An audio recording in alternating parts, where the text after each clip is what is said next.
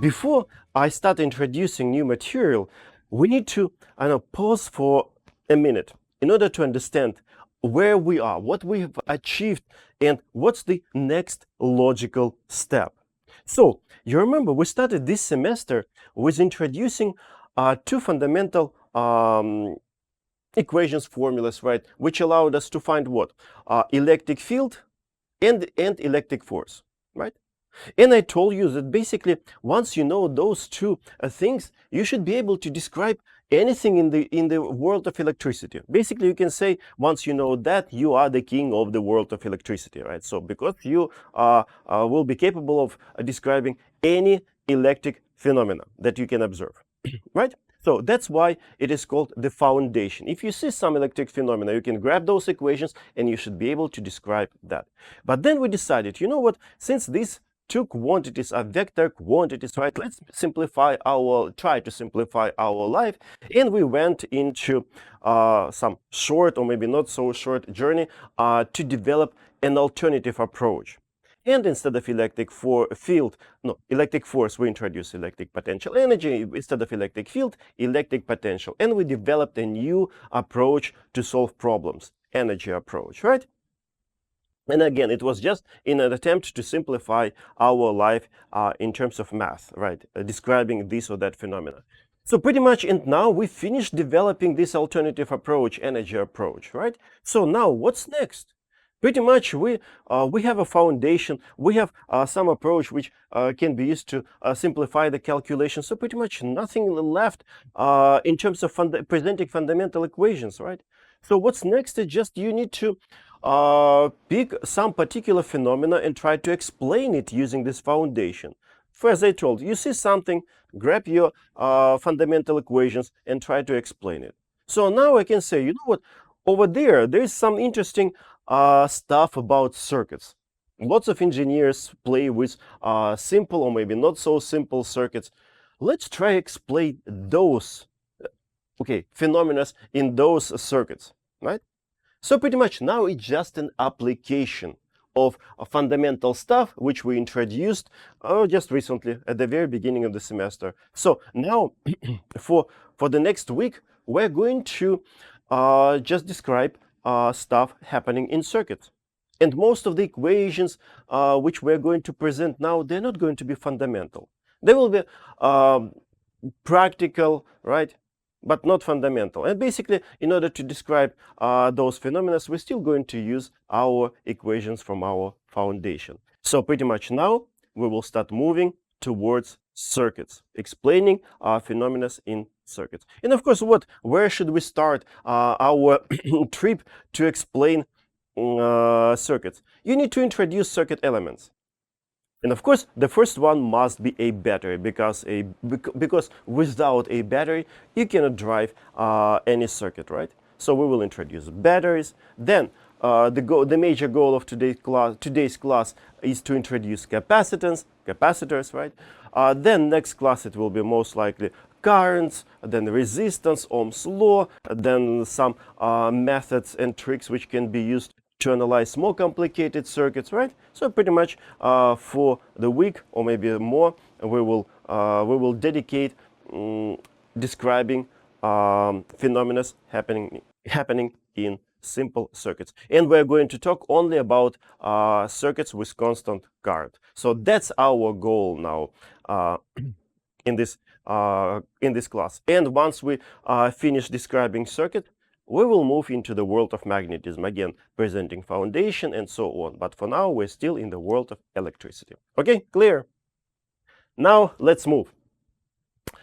And so, again, it's still now it's a chapter 26. And now, as I told you, first of all, we need to present work of a battery. Of course, the world of batteries is gigantic, right? And I'm not an expert in all possible batteries. But we're going to describe only a basic idea of how a battery works, right? So let's assume that you have some jar, basically container, right? And you, some container with acidic solution, right? Some aggressive acidic solution. And you take two electrodes. Of course, electrodes must be picked properly. Let's say one electrode is made of carbon, the second one made of zinc. Right? Of course, you have to be careful and pick the proper electrode. And so what happens now? Of course, this aggressive acidic solution is going to interact with atoms of these electrodes. And what happens over there? So let's start with zinc electrode. Again, so there will be chemical reaction when atom of zinc will be exposed to this acidic solution. And of course, during this chemical reaction, not of course, during this chemical reaction, atom of zinc gets dissolved. And also, when it gets dissolved again, during this chemical reaction, of course, it's complicated, it's chemistry, right? We're not going to discuss that. It leaves behind 2 electrons. So, and as a result, you see, it leaves behind 2 electrons. Now this atom of zinc gets its own freedom, right? So now it's free to wander around, but it has to pay for its freedom. It leaves behind 2 electrons. So now this atom of zinc is doubly charged, right? And the charged atom is called ion. In this case, it is a positive ion. So now we have this doubly charged positive ion, right? But again, it leaves behind 2 electrons. And so now this free ion of zinc, starts drifting, starts wandering around. And of course, sooner or later, it will end up near the carbon electrode. And carbon electrode is very generous in terms of giving electrons, right? So now this carbon electrode see this poor iron wandering around like a hobo, right? Desperately needed electrons. Carbon easily gives it a couple of electrons. So now, once ion of zinc gets a couple of electrons, it gets electrically neutral. Now it will be full atom of zinc, and it will go, and most likely it will end up it will get drowned, and most likely it will end up just at the bottom of this jar. And so now we see, after this single trip of atom of zinc, carbon electrode becomes slightly positively charged because it gave away 2 electrons, and zinc electrode became slightly negatively charged because atom of zinc left behind 2 electrons. But of course, at the same time, it's not just one atom of zinc does that. Of course, at the same time, gazillion number of atoms of zinc do exactly the same thing. Okay, almost exactly the same, right? And as a result, this zinc electrode will be significantly negatively charged. This electrode will be significantly positively charged. And now, of course, you can, now you have potential difference, and now you can attach a circuit, and electrons, of course, will run from this electrode through the circuit to that electrode, doing something for us in the circuit, right? So now, simple a description of how battery works. And so now, if we look at this process, like, I don't know, from philosophical point of view, describing what happens, we can say something like this: that energy of chemical reaction in the battery is transformed into electrical energy. Right. But of course, it's not the only way of creating electrical energy or generating electrical energy. In a few weeks, probably in a couple of weeks or maybe less, we will see that also mechanical energy can be transformed into electrical energy. But here, chemical energy is transformed into electrical energy. Okay, so that's enough about battery, and let's move to capacitance. Right.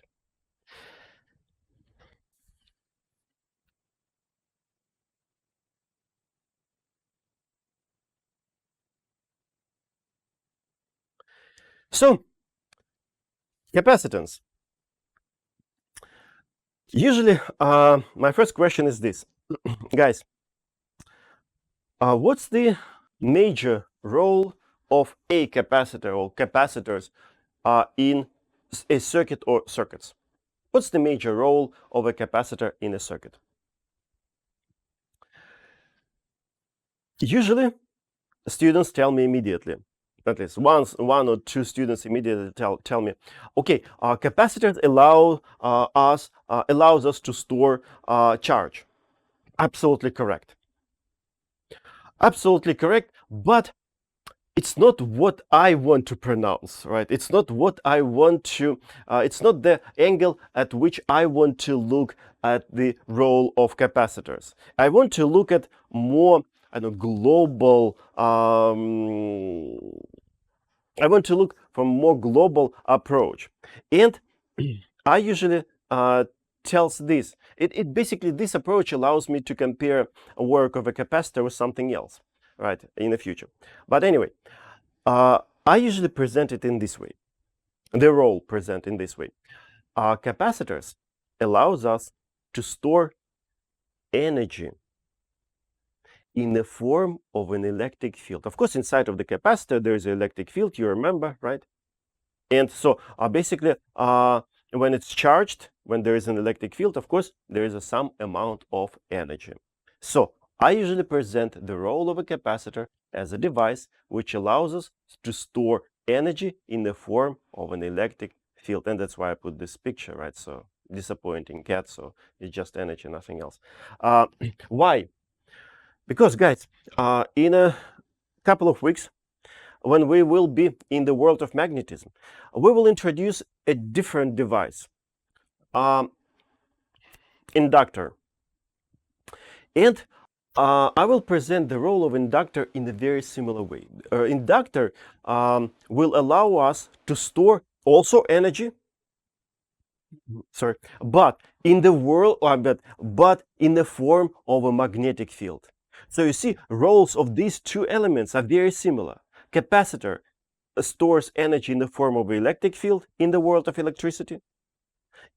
Inductor allows us to store energy in the form of the magnetic field in the world of magnetism. You see, their roles are very, very similar in these two different worlds. All right? So that's why I prefer, because I can compare roles of two different elements working in two different worlds.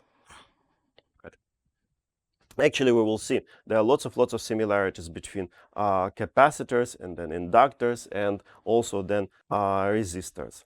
Right. Okay, so that's and so now let's introduce a definition of capacitance, right? Because again, we are all here science majors, and we need to be, of course, all the time quantitative. We cannot introduce elements just on the level of blah blah blah. That's what philosophers do, or politicians. But we need to be quantitative. We need to introduce particular expressions, formulas, right? So because at the end of the day, we need to build systems, devices, right, which must work. Okay, so now let's introduce capacitance properly. So let's assume that we have two electrodes, right? In this case, they are of the same shape, right? And one is positively charged, plus Q. The other one is negatively charged, minus Q. And it's all the time must be like this. One electrode has positive charge, let's say 5 coulombs. The other one has minus 5 coulomb. If you add those charges, you must end up with 0 all the time. Because how do we usually charge a capacitor? We just usually, it's part of the circuit, right? We take some electrons from, for example, this electrode and move them to that one, right? For example, you moved 100 electrons. So this will be somewhat positively charged, that will be somewhat negatively charged. Every time we just move electrons from one electrode to the other one, and as a result, they have equal amount of charge but opposite in sign. All the time. Right. Okay, so as a result, of course, there will be some potential differences, like here I showed as delta V sub C. C stands for capacitance. Okay, so now that's your system, and now you, of course, once you get something new, you start playing with that, playing with parameters, right? Increasing, I don't know, amount of charge. So if you increase amount of charge on these electrodes, of course, what will happen with the potential difference?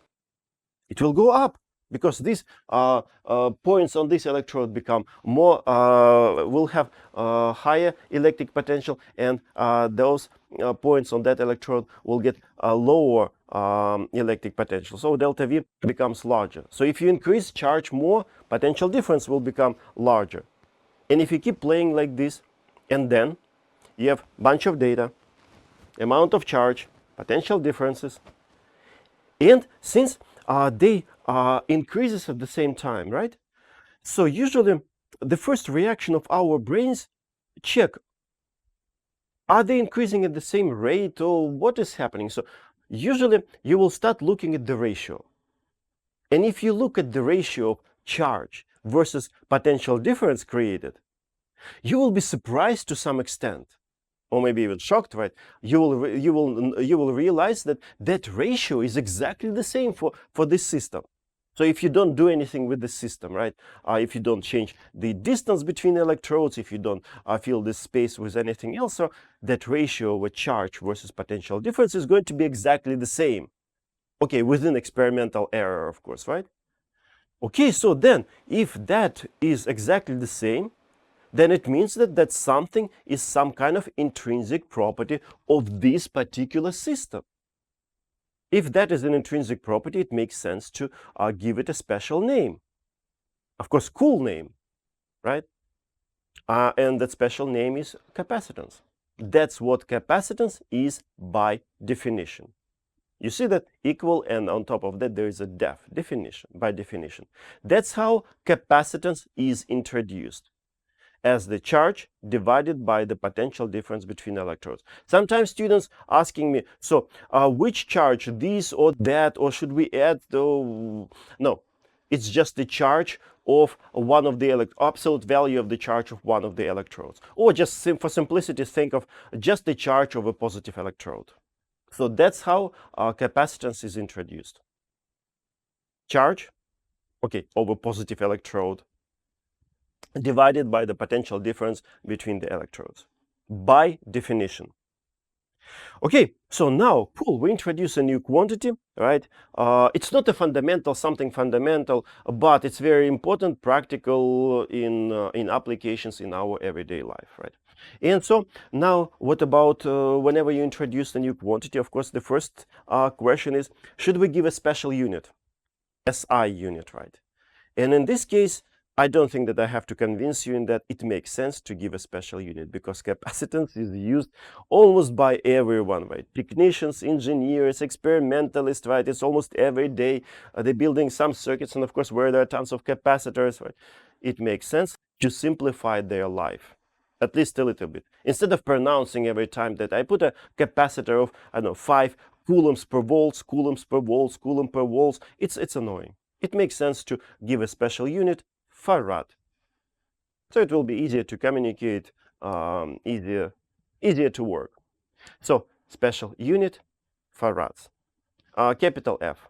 1 farad, of course, it's a coulombs divided by volts. Right. Okay, so this is definition of capacitance, which can be, in general, which can be applied to find capacitance of any object. Simplest, of course, capacitor, a parallel plate capacitor, right? And next, on the next slide, we'll actually apply it to find capacitance of a PP capacitor. But also you can apply this formula to find capacitance of a spherical capacitor. What is that? It's basically a small sphere inside of the bigger sphere, and between them is some dielectric material. Spherical capacitor. You can apply this formula and find capacitance of that. Or cylindrical capacitor, it's a smaller cylinder inside, of course, metal cylinder, inside of a larger cylinder with a dielectric material between them. Or you can find capacitance of this piece of wire, for example, right? It will have some amount of capacitance. Or like in my research, I use Schottky diodes to detect electromagnetic radiation, okay, laser radiation.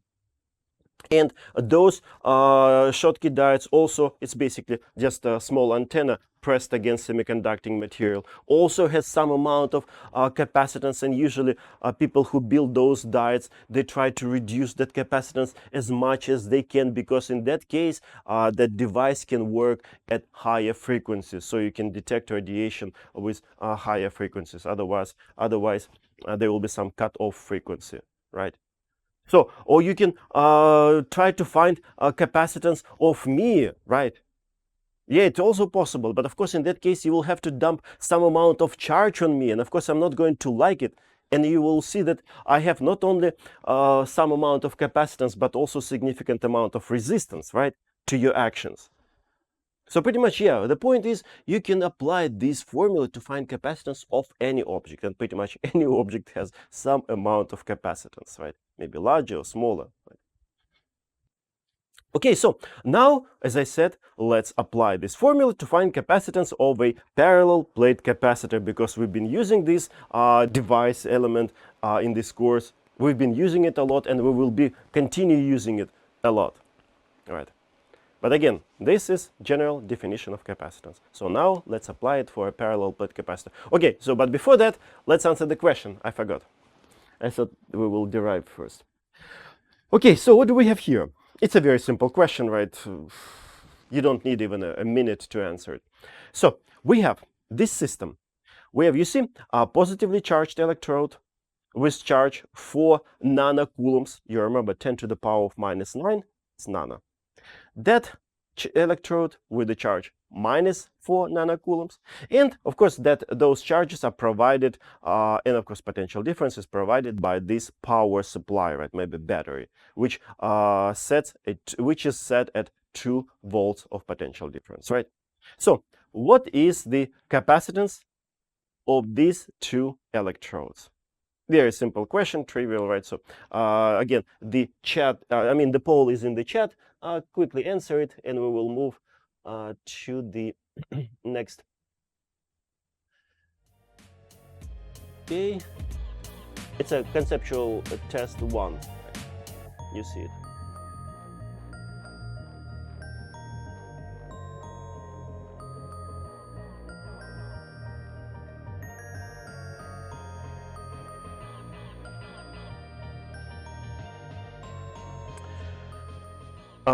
So let me quickly answer. Okay, it's nothing to discuss, right? So it's just a direct application of the formula which we just introduced.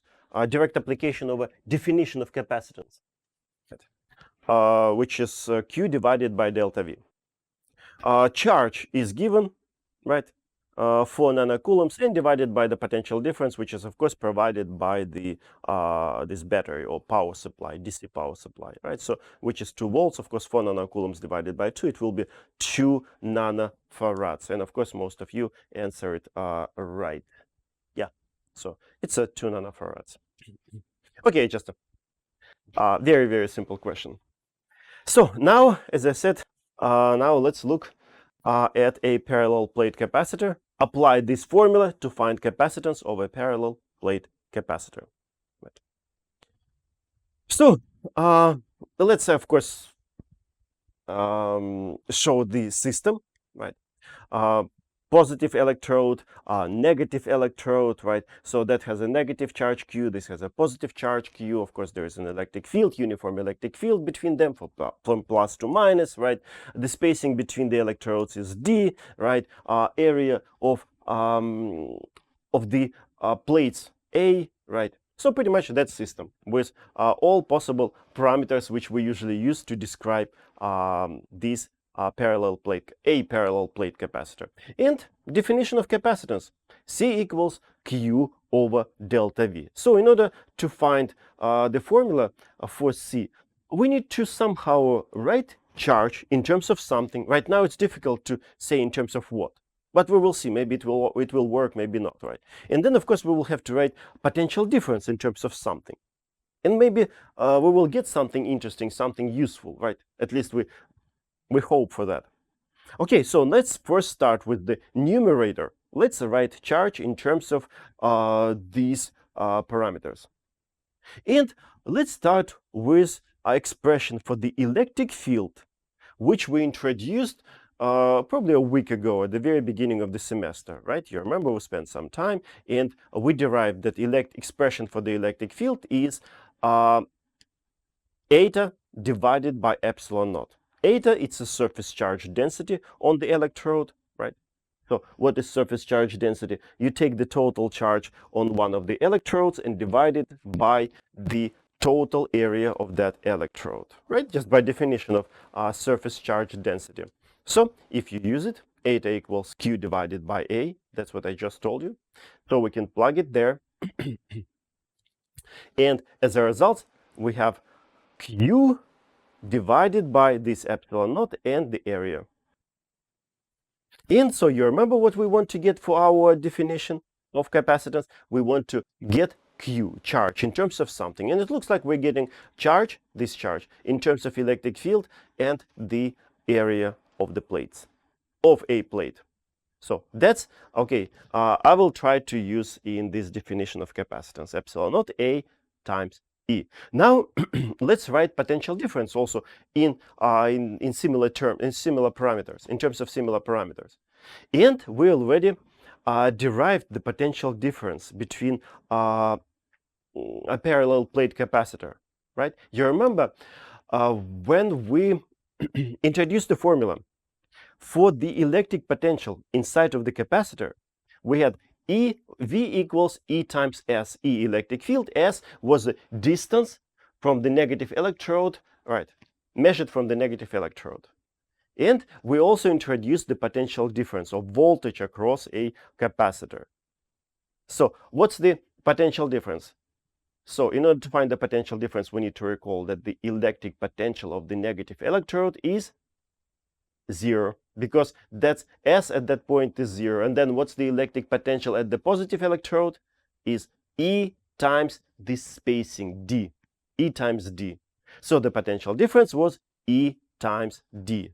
And you remember I told you guys, we're going to use this formula, I know, a few times in the future. At least I can recall 2 times. This is the first time, and then, or maybe more.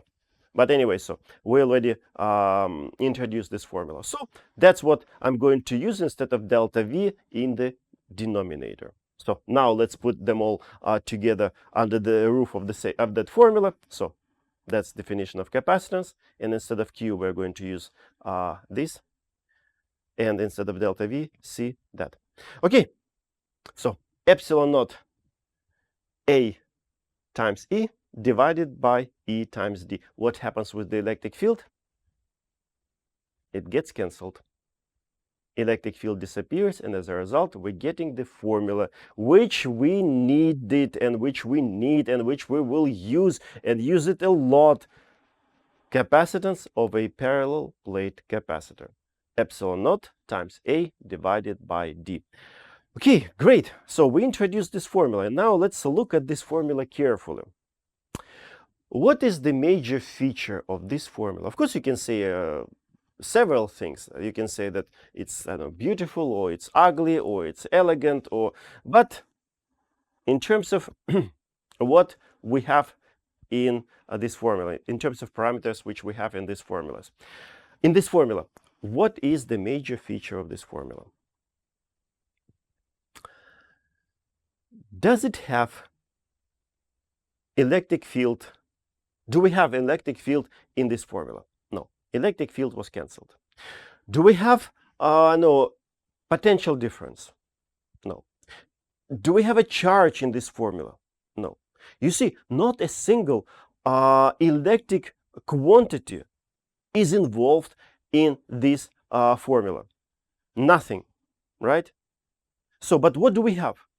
We have epsilon naught. What does epsilon naught give us? You remember the meaning of epsilon naught? I told you it's a universal parameter quantity which describes basically electric properties of a vacuum. Basically, deriving this formula, we assume that there is a vacuum between the electrodes. If this space was filled with some dielectric material, instead of epsilon naught, we would have some constant epsilon.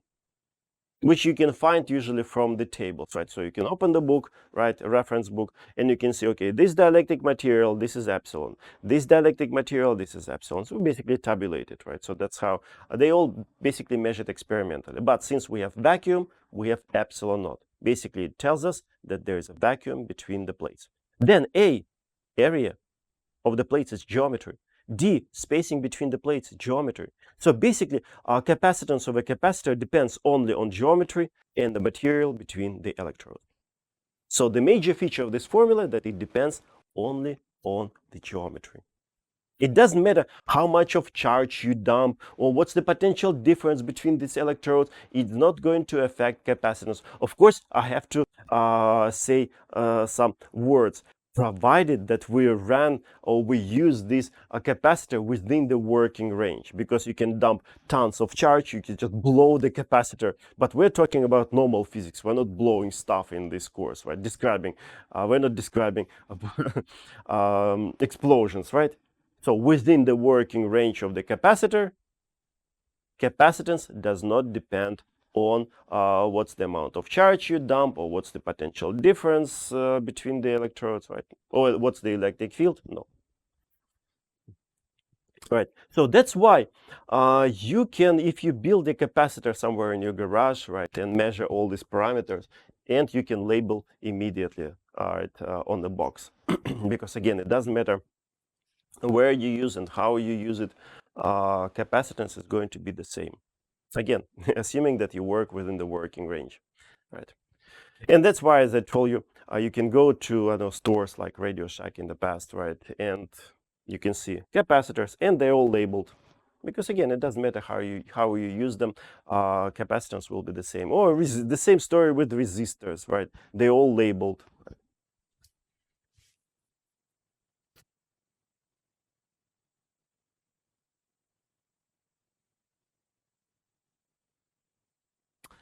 So that's what I just told you, the major property. All right, and so next, yeah, I think I mentioned everything which I was planning. Next, I think we need to, let's play a little bit with this formula, and then we will look at the example. I will switch to the whiteboard, but it will be maybe in 5 minutes. So let's look carefully at this formula. So first of all, what if we want to increase the amount of capacitance? What can be done? Of course, instead of vacuum, you can use some dielectric material. It's one way. Then, of course, you can try to reduce D. But in this case, it's a tricky business because plates gets small. Gets closer and closer and closer. And of course, in that case, it's easier to create a discharge, and you can just damage the damage a capacitor, right? It's kind of tricky business. But one of kind of, I wanted to say efficient ways, but okay, let's say just one of the ways. You can increase, for example, area. But of course, in that case, if you increase area, then of course your capacitor becomes very bulky, right? But of course, you want to make them as small as possible because you want to build a portable devices. So what would people do in old days in order to have larger area, right? To have a certain value of capacitance, but at the same time have a reasonably small capacitors. They used to create what is called a roll. So you have, if you take two foils of large area, two foils, right? Between them, a thin layer of a dielectric material, and then in order to make them compact, you just create a roll. Something like this, right? So that's why, okay, let me open first this picture, right? So you see, we have metal foils, right? And between them, dielectric material. And that's why most of the capacitors, especially in old days, they have this cylindrical shape. If you wrap it up, if you open it up, right, you will see that it's basically two foils, right, of large area, and the dielectric material between them. Right. Then next application of these parallel plate capacitors. Shame on me, but I didn't know before I started teaching this course, I didn't know that the work of a keyboard is based on the work of these simple parallel plate capacitors. Basically, let's say we have this key A, right? And this key is rigidly connected to this upper plate. It's just a piece of metal, right?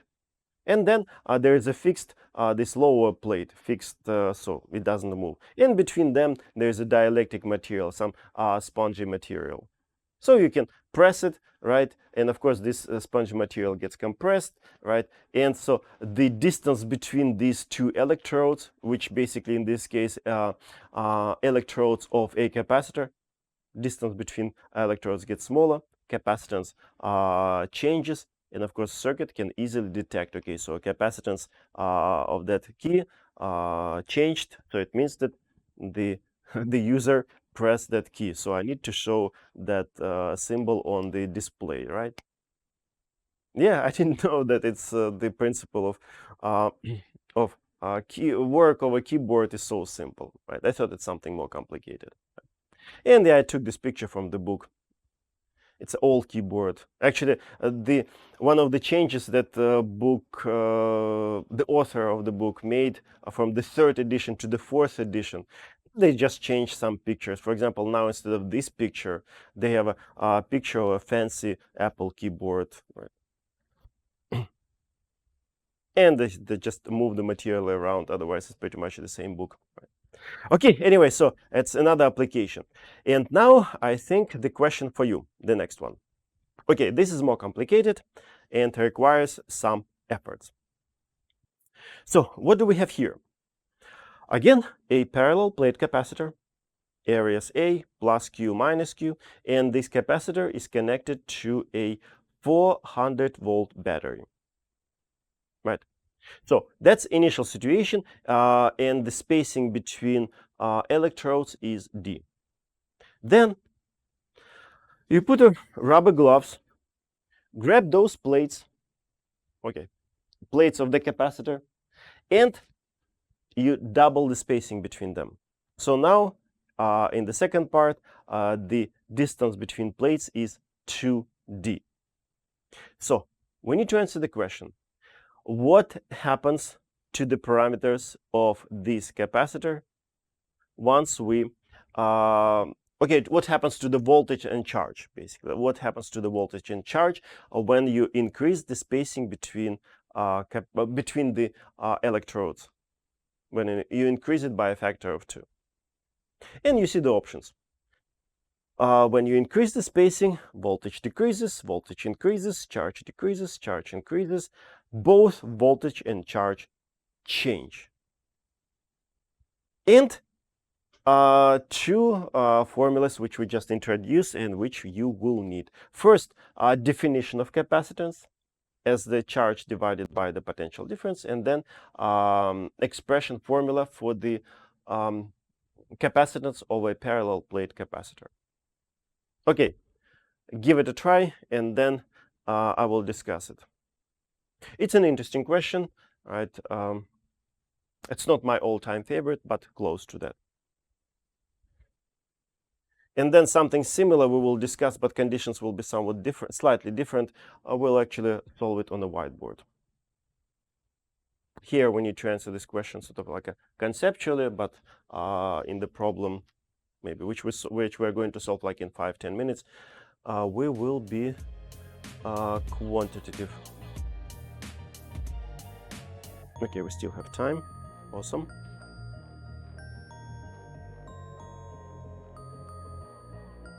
Yeah, this question is not completely trivial, but at the same time not ridiculously complicated. But you need to thoroughly think about this question. So guys, first of all, I want to tell you that whenever, okay, let me bring slides forward. Whenever you think or analyze a capacitor, you must every time think about 3 parameters. C, Q, delta V, capacitance, charge, potential difference, all the time. You can see, if you know these three parameters, you can tell that I know everything about this capacitor. Then, actually, a very similar story we're going to see when we get to inductor. Again, there will be three parameters to describe that. When we get to resistors, again, there will be three parameters. I don't know why, but every time it's about three quantities, three parameters in order to describe these elements. It's sort of like the Christian doctrine of the Trinity, right? You remember the Father, the Son, and the Holy Spirit, right? So here it's something the same, probably, right? So that's why I put sort of CQ delta V, and on top of them, right? So on top of that, right? So the Holy Trinity, right? So we can call this situation with all these three parameters all the time, like I don't know, the circuit trinity. I'm just blabbing, right? So don't take me seriously, right? But anyway, so every time three parameters, CQ delta V. So let's do the same. So let's analyze all of these parameters one at a time. So let's start with delta V first. All right, so what happens with the potential difference? And let me ask you this simple question. Most of you know the answer, but I want justification. What's the potential difference right now between electrodes of the capacitor? Of course, you can tell me what's the stupid question. Of course, obviously 400 volts, right? Because it's connected to the battery. But let me justify that answer. Because very often when I ask actually about justification, and students have troubles doing that. So let me give you this. So okay, positive electrode, okay, of the battery we have a positive and negative electrode. Let's assume that positive electrode is at 200 volts, negative is at minus 200 volts, for example, right? So if this positive electrode is at 200 volts, it's made of a solid piece of metal. And also you remember, guys, that when this capacitor is fully charged, this system is in equilibrium. So current stops flowing and so on. Pretty much this will be in the equilibrium. So now this piece of metal, this electrode, is at 200 volts. It means what? It's a piece of metal in electrostatic equilibrium. And you remember the previous class before the exam, we discussed what can you tell about the electric potential inside of a conductor in the electrostatic equilibrium. You remember? It was just before we started working on the exam yesterday. We derived that the electric potential of the conductor in the electrostatic equilibrium is constant. For example, if this is at 5 volt, every point inside of this conductor is at 5 volt electric potential. Every point. When, of course, when it is in the electrostatic equilibrium. So now, each point of the electrode of the battery is at 200 volts. Then, next, this piece of wire, what is piece of wire from the point of view of electrons? It's a gigantic piece of metal, right? Gigantic piece of metal. And that piece of metal is soldered to the positive electrode. So pretty much from the point of view of electrons, it's just one gigantic piece of metal.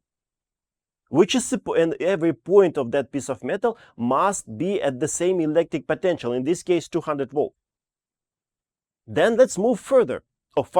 Right? So now this piece of wire is soldered to this positively charged electrode. A positively charged electrode, again, is just a piece of metal. So again, for electrons, this piece of metal, this electrode, this wire, which is also a piece of metal, and that electrode of the battery, which is also a piece of metal, from the point of view of electrodes, it's just a one gigantic piece of a conductor. And since this conductor is in the electrostatic equilibrium, it means all points of these conductors must be at exactly the same potential 200 volts. So it means that over here, all the points on this electrode is at 200 volts, right? And now I can give you exactly the same arguments, exactly the same justifications about this right-hand side of this circuit, about that negative part. Again, that negative electrode is at minus 200 volts. Again, it is soldered to this piece of wire, which is metal. Then it's soldered to this electrode, which is also a piece of metal. So it's just for electrons, it's just one gigantic piece of metal. So each point of that metal must be the same potential. Now minus 200 volts. So this electrode is at minus 200. This electrode at plus, let's finish this question and then I will have a break. This electrode is at plus 200 volts, so the potential difference between is 400 volts. Now, once you realize this, now imagine what happens to the potential difference between these electrodes of the capacitor when you just increase the spacing between the electrodes. What will happen? Will it change the potential difference between the electrodes of the capacitor? No. Battery will provide still the same 400 volts potential difference. Of course, provided if your battery is healthy enough, strong enough, right? If it's not if it's not strong enough, yeah, if you change the distance significantly, it might run out of charge at some point, right? But if we assume that a battery is healthy, strong enough, it doesn't matter what you do with spacing between the plates. Potential difference is going to be exactly the same at 400 volts, right? See that? So it means voltage stays the same. So it means that option A can be trashed because voltage stays the same. Option B, trashed. C, we don't know. B, D, we don't know. E, also trashed because also here it assumes that voltage changes. No. All right, so now we have only C or D. Now, okay, we analyzed only delta V, right? Now let's look what happens to, for example, capacitance. What happens to capacitance of this capacitor? You remember capacitance of this parallel plate capacitor depends only on the geometry, previous slide. You remember we discussed. If you change geometry, of course, capacitance will change. And in this case, yes, we change geometry. We increase spacing by a factor of 2, right? So now, all right. So first of all, I should have opened information about what I just discussed at the very beginning, potential difference, and now capacitance. So once you increase D by a factor of 2, what happens with C? It goes down by a factor of 2, right? So capacitance is halved. So now we know what happens with C. And now once you know information about two parameters, you should be able to get information about the third one using definition of capacitance. C equals Q divided by delta V. So let me solve this formula for Q. So Q will be equal to C times delta V. And we know information about C and we know what happens to delta V. Delta V stays constant. C is halved. So it means charge went down by a factor of 2. So charge charge has decreased, right? So it means that option C is the correct option. That's how you should analyze this problem. Again, first of all, remember this circuit trinity, 3 parameters all the time, and analyze them one at a time. Of course, information about the potential difference you need to get by analyzing the situation, right? Because yeah, you cannot derive that. You just need to think about the system, what happens there, in order to come up with this conclusion that the potential difference, if a capacitor is connected to the battery, stays the same. Right. Okay, very similar situation will be in the problem, which we will solve probably after the break. And again, the system will be the same, but we're going to change in a slightly different way. So now, if a small additional question and additional discussion. Look, guys. So charge went down, charge decreased. Where does this charge go? A reasonable question, simple question, right? So charge went down. Where did it go? And of course, most of you realize, although some of you may be still hesitating. the charge from the capacitor, because when first it was at the distance d, capacitor was charged to some amount of charge.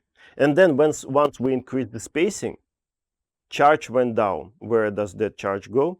Okay, did charge go? It went back to the battery.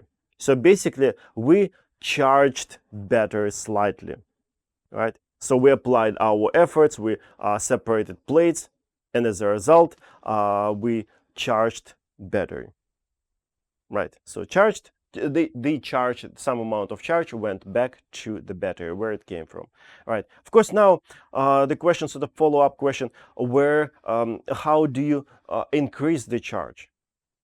In order to increase the charge, now you can easily answer, of course, you need to reduce spacing. So you reduce spacing, so charge goes up. Again, where does this charge come from? From the battery every time. So the battery is like an infinite source of an infinite number of electrons. Of course, not an infinite, but close to that. We assume it's powerful enough. So you increase spacing, electrons ran back to the battery. You reduce spacing, electrons came back from the battery, filling up the capacitor, increasing amount of charge on the capacitor. So you can sort of reduce, increase amount of charge on the capacitor. Right. Okay, so that's what happens. And now, after this, I think now it's time for me to solve one problem. Let me quickly switch to the whiteboard. So, what do we have in this problem? Again, a parallel plate capacitor, right? Geometry is given, right? Let's say, like, actually, let me grab the statement of the problem so that I would say everything. So, area of the plates, it's this A, right? Then spacing between the plates is also given, D. And you know what? I think let me label it as D1. Yeah, let me label it as D1. D sub 1 millimeter, because they will be two part. Like in the question which we just discussed, you remember first the spacing was D and then spacing was increased. Similar trick we're going to apply here. We're going to increase the spacing in part B by a factor of 2. So that's why I put subscripts in some of the parameters, right? But not A, because A is going to be the same. We're not going to change plates of the capacitor. Right, so area is given, spacing is given, and this battery, which has 9 volts potential difference, is connected directly to the capacitor. Right. So in part A, when spacing is D1, we need to find the potential difference across the plates and charge in these plates, right? So I can write, so here we have plus Q, and here we have minus Q, right? Actually, again, I should have added subscript Q1.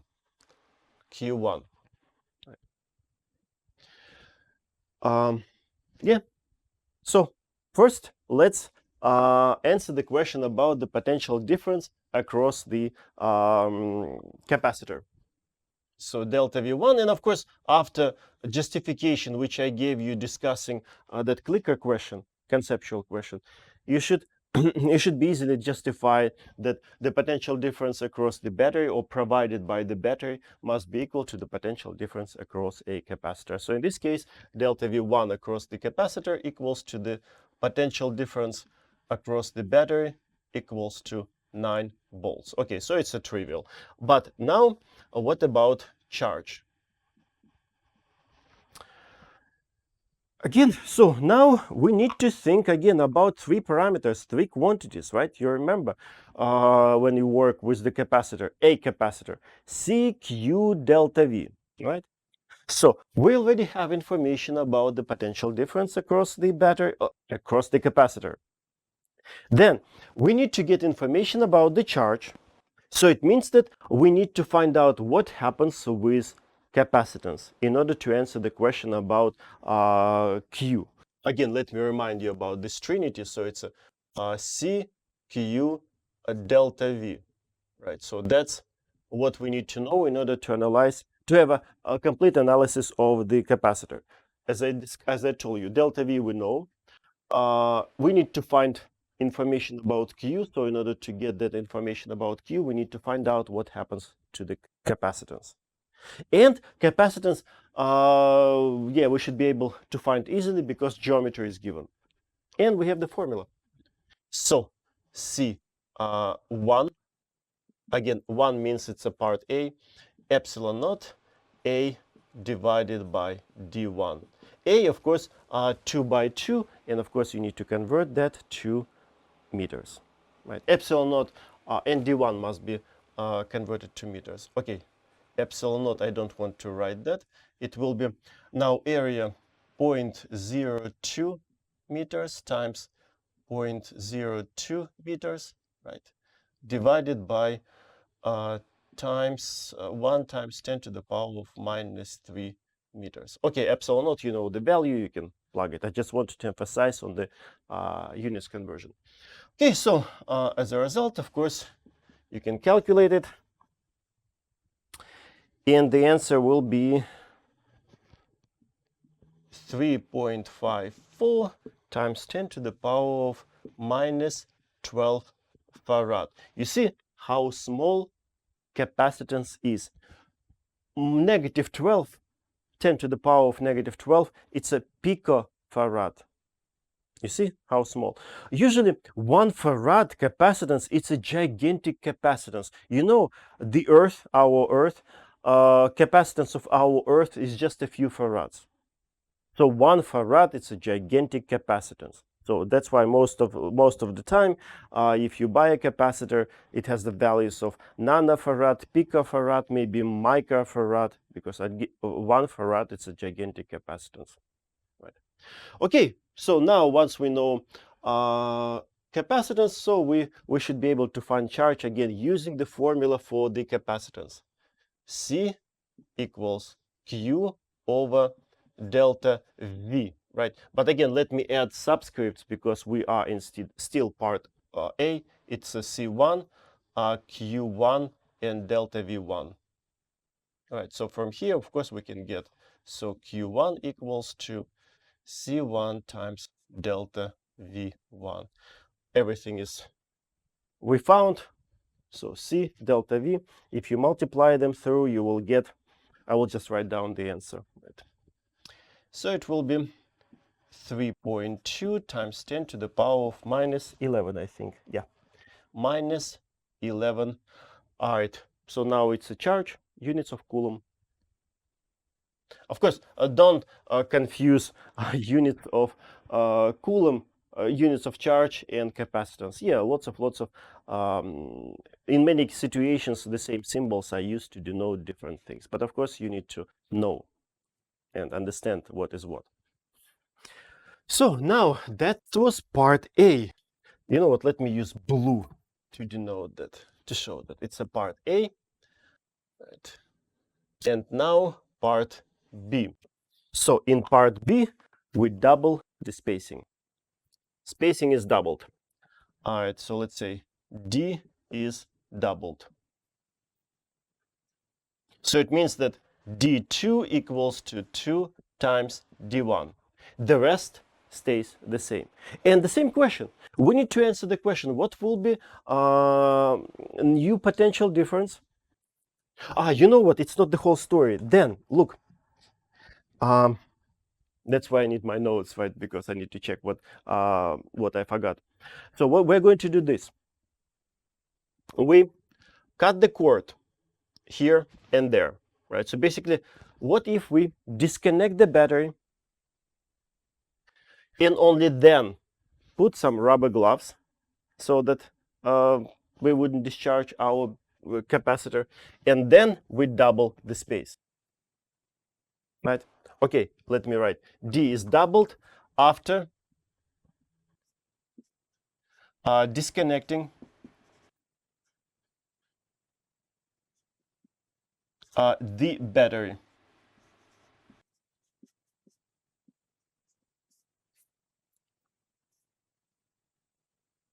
So first we disconnected the battery, and then we increased the spacing by a factor of 2.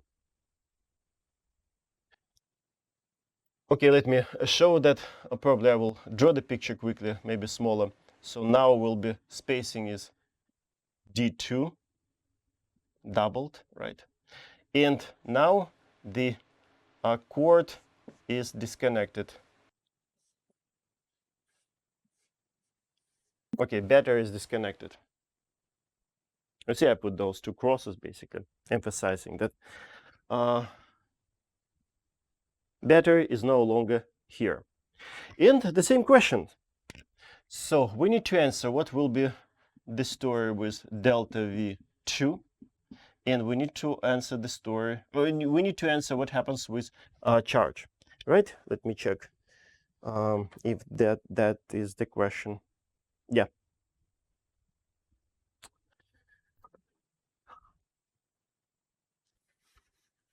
You see, it's somewhat a situation similar to the clicker question, okay, conceptual question, which we just discussed before the break. But now in part B, the cord is the battery is disconnected. Before, the battery was connected. Now we have slightly different, okay, different situation. And again, we need to analyze 3 parameters, C, Q, delta V. What happens to all of them? Again, that circuit trinity, right? And that conceptual question, analyzing that question, I started with discussing the potential difference, and the potential difference was the same, right? Now, let me start discussion with the charge, with Q2. Right? In order to, at least in my opinion, in order to create a better logic. So let me start with Q2. And I will put the question equal, and then now let me ask you, what do you think? What happens to the charge once we disconnected the battery and pull the plates apart, double the spacing? Some of you, it's possible some of you realize what happens over here, right? Some of you probably hesitate. And usually in the class, when I start asking students about this, right? So, yes, some kind of confident, some don't know, some just panic, right? So, I have no idea, right? But very simple situation. In order to see how simple the situation is, let me compare this situation with some nice situation in our everyday life. Imagine this. Imagine a nice, beautiful ocean liner somewhere in, I don't know, Fort Lauderdale in Florida, right? Ready to, I don't know, go to Caribbean islands, Caribbean Sea, right, on a tour, right? And so first, that beautiful liner is by the shore, right? And so people can go into the ship, go back, right? So pretty much number of people on that liner, on that ship, changes. Number of people changes. It can go up or down, right? Because it's connected to the shore. But then let's imagine that 1,000, okay, for example, I'm sure that capacitance of those liners is larger, but let's say 1,000 people was loaded on that liner, and that ship went sailing to Caribbean Sea. And now, if I ask you a question, of what will be number of people after, for example, 1 day of trip. But of course, I will add additional conditions, assuming that none of those passengers are good swimmers, and okay, we're not supposed to use this word. Let me phrase it in a different way. And none of them has any bad intentions towards themselves, because I cannot pronounce that word directly, right? So let's say we're assuming that none of them are good swimmers and they don't have bad thoughts. So what will be number of people on the ship after 1 day of trip? Of course, you can see immediately, right? So there will be exactly the same 1,000 people, right? After 2 days of in the sea, the same 1000. After 3 days, still 1000, because they're trapped basically on that ship, right? They cannot escape from there. Maybe I don't know, weather has changed, right? And now hurricane came, right? And the ship that is like oscillating like crazy, right? All those people, right, feel sick, right? They puking out. They want to get out, right? Desperately want to get out, but there is no way out because they're trapped on the ship, right? Here, it's exactly the same story. Exactly. But of course, instead of people, we have electrons trapped where? Trapped in the capacitor. So in part A, when the battery was connected, it's sort of like that ocean liner standing by the shore in the Fort Lauderdale. And so people are here in the battery, our electrons, they can come and go if you increase the spacing or reduce the spacing, right? So we have infinite number of electrons, so right. So we can, so number of people changes. But once you cut the cord, remove the battery, it's sort of like a liner is in the sea, and all those electrons which were originally in the capacitor now trapped over there. Maybe they want to get out. Maybe when you start pulling these plates apart, for them it's like being in a hurricane, right? So maybe they feel sick, maybe they're puking, right? Who knows, right? Maybe those electrons want to get out, but there's no way out. They're trapped. So it means what? It means that if in part A we have this amount of charge, where is the charge? Yeah, here, Q1, this amount of charge. In part B, since we disconnected the battery, Q2 equals to Q1. So that charge which is trapped will be exactly the same in part B, because it's there. It cannot escape. You see guys, the reasoning. So in order to get to this conclusion, right, we cannot we cannot use any formulas or anything, right? You just need to think about the system and come up to this conclusion, yeah, using logic, right? And of course that's why we put rubber gloves, so that the electrons wouldn't have a way of escaping from the battery, right, through us, right? Okay, so charge stays the same. And that's basically why I like this question. And that's the major difference between this question and the conceptual question which we discussed before the break. There, battery was connected to the capacitor. And in that case, when the battery is connected, potential difference stays the same, because the battery can provide as many electrons as it needs. So in that case, delta V stays the same. In this case, when the battery is disconnected, charge stays the same. Convincing? If still not, let me know. But I think usually at this point, students realize that, yeah, situation is quite simple and reasonable. So now I can write, so Q2 equals to, okay, I will use blue, Q1. Okay, let me write they, yeah, are trapped.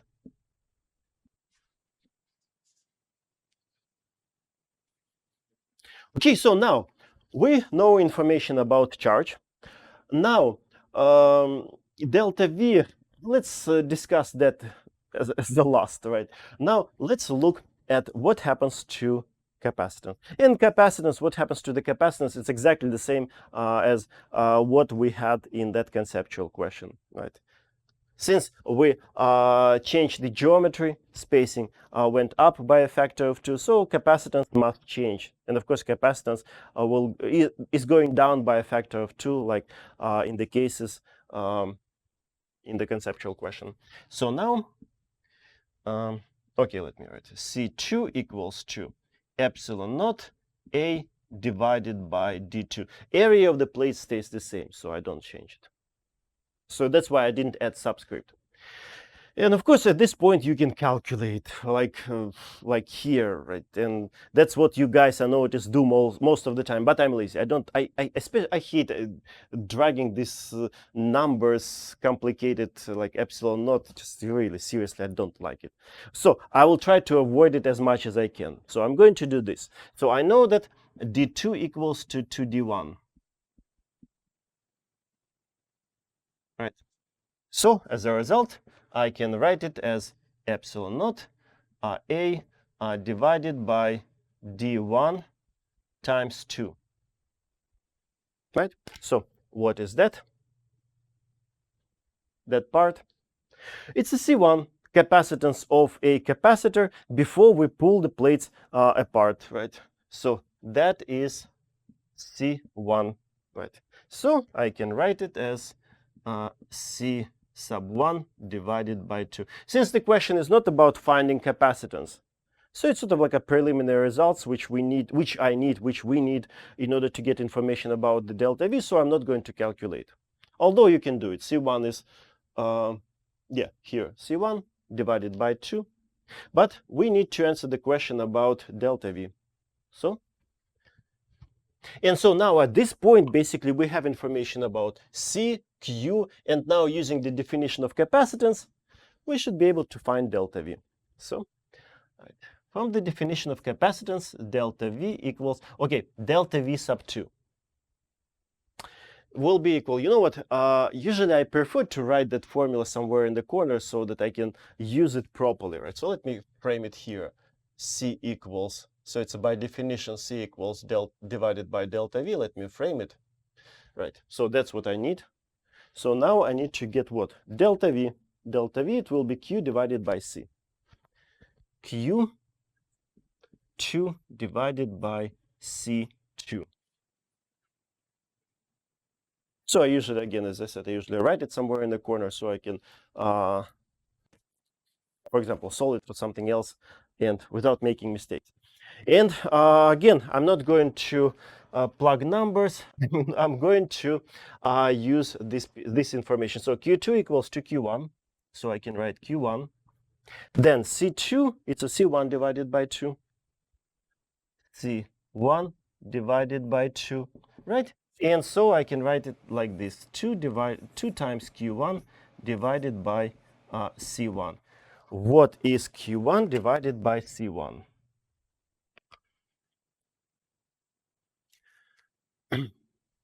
Q divided by C, it's a delta V in the first part, right?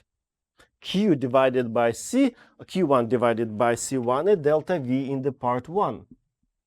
Part A, delta V1, which is 9 volts. So you see, pretty much I'm getting the answer without crunching those horrible numbers like epsilon naught, those areas, right? I usually don't like that. So that's why I dragged it till the very last moment. So, all right, so it will be 2 times 9 volts equals to 18 volts. So that's the potential difference now between the plates of this capacitor. Again, so you see every time 3 parameters CQ delta V, you need to analyze them thoroughly, and of course every time you have to use this formula which connects them all, right? And again, if battery is disconnected, charge stays the same. If battery is connected, then potential difference across plates of the capacitor must be the same. It doesn't matter what you do with the spacing, potential difference stays the same. Okay?